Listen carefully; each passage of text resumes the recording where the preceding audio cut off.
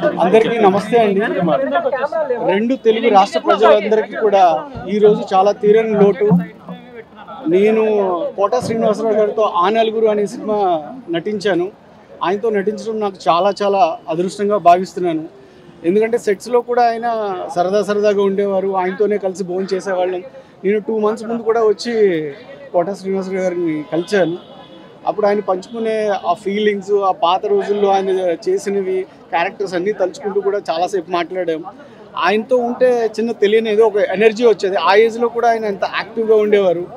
చాలా అంటే నేను ఆయన గురించి చెప్పే అంత స్థాయో ఇదో నాకైతే తెలియదు, కానీ ఆయనతో స్పెండ్ చేసిన టైం మాత్రం చాలా వాల్యుబుల్. నేను అదృష్టాన్ని పొందాను యాజ్ ఏ ఒక ఆర్టిస్ట్గా. అది ఎప్పటికీ నేను మర్చిపోలేను. అలాగే ఆయన గురించి నేను చాలా సందర్భాల్లో నేను మాట్లాడాను. సార్ మీ గురించి ఇలాగా చాలా విషయాలు తెలియదు, మీరు ఎంత సరదాగా ఇంత స్పోర్టివ్గా ఇలా ఉంటారని చెప్పి బయట చాలా మీరు ఎంత కామెడీ చేసినా ఏం చేసినా ఆయన వ్యక్తిగత క్యారెక్టర్ మాత్రం అవతల పర్సన్ని నవ్విస్తూ జోకులు వేస్తూ కామెంట్ చేస్తూ టీచ్ చేస్తూ ఇలాగ ఎప్పటికీ యాక్టివ్గా ఉండేవారు. సో అలాంటి పర్సన్ ఈరోజు మన మధ్య లేరు.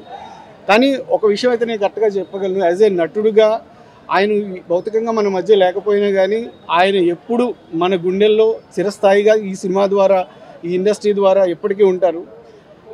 ఆయన కుటుంబానికి ఆయనకి కూడా ఎప్పుడు కూడా ఆ దేవుడు హ్యాపీగా ఉండాలని, ఆయన ఏ లోకంలో ఉన్నా ఆయన హ్యాపీగా ఆయన మనశ్శాంతిగా ఉండాలని హార్ట్ఫుల్గా కోరుకుంటున్నాను. ఈ అదృష్టాన్ని నాకు ఆయన గురించి మాట్లాడే 2 మాటలు కూడా నేను అదృష్టంగానే ఫీల్ అవుతున్నాను. థ్యాంక్ యూ సో మచ్ అండి అందరికీ.